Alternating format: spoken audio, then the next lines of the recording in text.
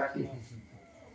এরকম বৃন্দাবনের প্রচলিত একটা পদ রয়েছে, সেই পদে কি বলেছে সের আলোকে আজকে আমরা কৃষ্ণ কথা শ্রবণ করবো। সেটি কি বলছে বৃন্দাবনের ভাষায়, জান গটে নর মোর কি সঙ্গত, বুদ্ধি গটে চিত বিষয় ভরমায়ে, তেজ গটে पर नारी के संग, बुद्धि गटे बहुभूजन काये, प्रेम गटे नीति ही कुछ मंगत, मान गटे नीति पर घर जाए, दयाल कहे सुन रे मन मोरक, पापे गाटे हरि के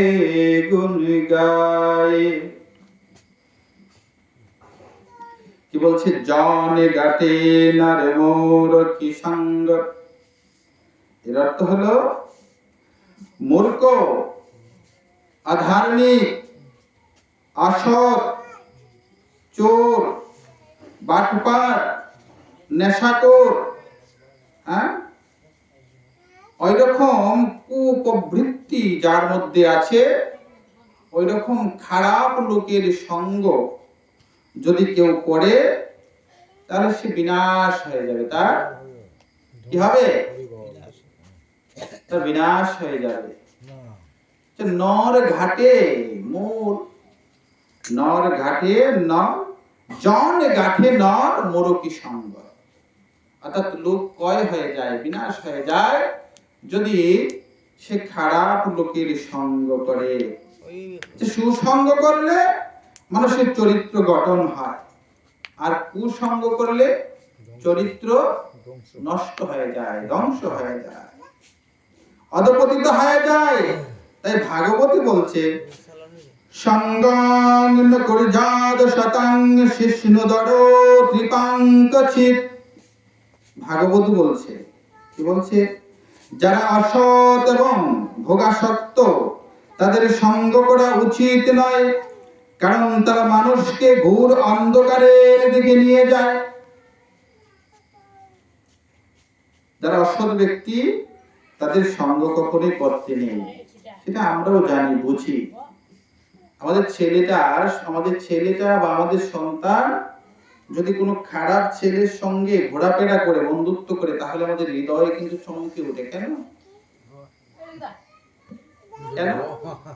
যে সে খারাপ, তার সঙ্গে চলাফেরা করলে সে খারাপ হয়ে যাবে, সেটাই সত্য। গাঁজাখোর লোকের সঙ্গে কেউ বন্ধুত্ব করলে সেও গাঁজাখোর হয়ে যাবে অল্প দিনে। সিগারেটখোরের সঙ্গে চললে, বন্ধুত্ব করলে কিছুদিন যেতে না যেতেই সেও সিগারেটখোর হয়ে যাবে। যারা নেশা করে, এখন বিভিন্ন রকমের নেশা বের হয়েছে, খারাপ খারাপ নেশা, নাকি? আপনাদের এলাকায় আছে কিনা জানি না, বিভিন্ন এলাকায় আছে, শোনা যায়। হ্যাঁ, ট্যাবলেট, ওগুলোর আবার খুব সুন্দর একটা নাম আছে। হ্যাঁ, বাবা বলছে, বাবাকুরের সঙ্গে চললে অল্প দিনেই সে বাবাকুর হয়ে যায়। নষ্ট খারাপ প্রকৃতির ছেলেদের সঙ্গে কারো ছেলে যদি চলাফেরা করে, বন্ধুত্ব করে, সেও খারাপ হয়ে যাবে। চোরের সঙ্গে বন্ধুত্ব করলে অল্প দিনেই সে চোর হয়ে যাবে। বাটপারের সঙ্গে চললে তার প্রবৃত্তিটাও তার মধ্যে আসবে। তাহলে কি বলছে, যে খারাপ প্রকৃতির কোন লোকের সঙ্গে যেন আমরা সঙ্গ না করি, তাদের যেন সঙ্গ না করি, অর্থাৎ তাদের সঙ্গে চলাফেরা যতটুকু এড়িয়ে করা সম্ভব ততটুকুই আমাদের মঙ্গল। হ্যাঁ, প্রচলিত ভাষায় আমাদের এটা কথা আছে, সৎসঙ্গে স্বর্গবাস আর অসৎ সঙ্গে সর্বনাশ। অসতের সঙ্গ করলে সর্বনাশ অনিবার্য। হ্যাঁ, তাই কি করতে হবে?